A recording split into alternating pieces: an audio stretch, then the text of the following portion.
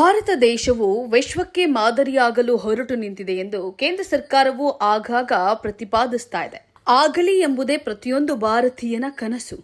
ಆದರೆ ಅದೇ ವಿಶ್ವದ ಯಾವುದೇ ದೇಶಗಳಿಗೆ ನಾವು ಹೋಗಬೇಕಾದ್ರೆ ನಮ್ಮ ಕೈಯಲ್ಲಿ ಇರಲೇಬೇಕಾದಂತಹ ಪಾಸ್ಪೋರ್ಟ್ ಎಂಬುದರ ಪರಿಸ್ಥಿತಿ ನೋಡ್ತಾ ಇದ್ರೆ ನಿಜವಾಗಿಯೂ ಕೂಡ ಭಾರತ ವಿಶ್ವಕ್ಕೆ ಮಾದರಿಯಾಗೋದು ಯಾವಾಗ ಅನ್ನೋಂಥ ಪ್ರಶ್ನೆ ಮೂಡುತ್ತದೆ.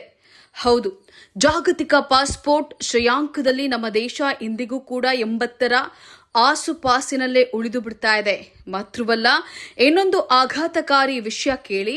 ಇನ್ನೊಂದು ಜಾಗತಿಕ ಸೂಚ್ಯಾಂಕ ಪಟ್ಟಿಯಾಗಿರುವಂತಹ ಗ್ಲೋಬಲ್ ಪಾಸ್ಪೋರ್ಟ್ ಇಂಡೆಕ್ಸ್ ಪ್ರಕಾರ ಭಾರತ 125ನೇ ಸ್ಥಾನಕ್ಕೆ ಕುಸಿದಿದೆ. ಆರ್ಥಿಕವಾಗಿ ನಮಗಿಂತ ಚಿಕ್ಕದಾಗಿರುವಂತಹ ಕೆಲವು ನೆರೆಹೊರೆಯ ದೇಶಗಳು ಸಹ ಈ ಪಟ್ಟಿಯಲ್ಲಿ ನಮಗಿಂತ ಮೇಲಿನ ಸ್ಥಾನದಲ್ಲಿವೆ. ಜಾಗತಿಕ ವೇದಿಕೆಯಲ್ಲಿ ಭಾರತದ ಪ್ರಭಾವ ಹೆಚ್ಚುತ್ತಾ ಇದ್ರೂ ಕೂಡ ನಮ್ಮ ನಾಗರಿಕರಿಗೆ ವೀಸಾ ಮುಕ್ತ ಸೌಲಭ್ಯಗಳನ್ನು ತಂದುಕೊಡುವಂತಹ ಬಲಿಷ್ಠ ರಾಜತಾಂತ್ರಿಕ ಒಪ್ಪಂದಗಳ ವಿಷಯದಲ್ಲಿ ಕೇಂದ್ರ ಸರ್ಕಾರ ಇನ್ನಷ್ಟು ವೇಗವಾಗಿ ಕೆಲಸ ಮಾಡಬೇಕಿದೆ. ಆದರೆ ಪಾಸ್ಪೋರ್ಟ್ ವೈಫಲ್ಯತೆ ಇಷ್ಟಕ್ಕೆ ಮುಗಿಯೋದಿಲ್ಲ. ಈ ಪಾಸ್ಪೋರ್ಟ್ ಕುರಿತು ಬೇಸರ ತರಿಸುವಂತಹ ವಿಷಯ ಮತ್ತೊಂದಿದೆ.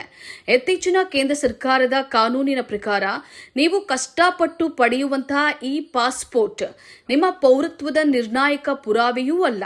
ಹೌದು, ಸುಪ್ರೀಂ ಕೋರ್ಟ್ ತೀರ್ಪುಗಳ ಪ್ರಕಾರ ಪಾಸ್ಪೋರ್ಟ್ ಕೇವಲ ಒಂದು ವಿದೇಶಿ ಪ್ರಯಾಣದ ಅಧಿಕೃತ ದಾಖಲೆಯಷ್ಟೇ. ಭಾರತದಲ್ಲಿ ನಿಮ್ಮ ಪೌರತ್ವವನ್ನು ಸಾಬೀತುಪಡಿಸಲು ಜನನ ಪ್ರಮಾಣ ಪತ್ರ ಮತ್ತು ವಂಶಾವಳಿಯ ದಾಖಲೆಗಳೇ ಹಿಡಿದುಕೊಂಡು ನೀವು ಕಚೇರಿಗಳಿಗೆ ಅಲಿಯಬೇಕಾಗಿ ಬರಬಹುದು.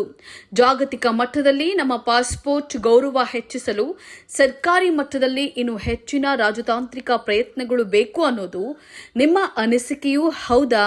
ಕಮೆಂಟ್ ಮಾಡಿ ತಿಳಿಸಿ. ಇಂತಹ ಇನ್ನಷ್ಟು ವಿಡಿಯೋಗಳನ್ನು ನೋಡಲು ನಮ್ಮ ಚಾನೆಲ್ ಅನ್ನು ಸಬ್ಸ್ಕ್ರೈಬ್ ಮಾಡಿ, ಬೆಲ್ ಐಕಾನ್ ಕ್ಲಿಕ್ ಮಾಡಿ.